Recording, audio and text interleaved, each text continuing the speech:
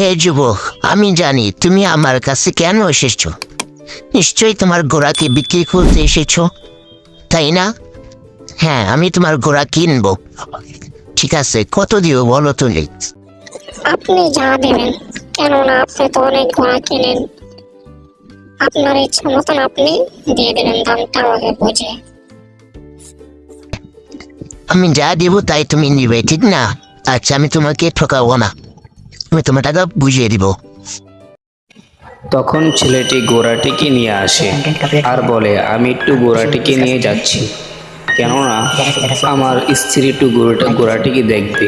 শেষে দেখিয়ে নিয়ে আমি চলে আসব, আপনি চিন্তা করবেন না।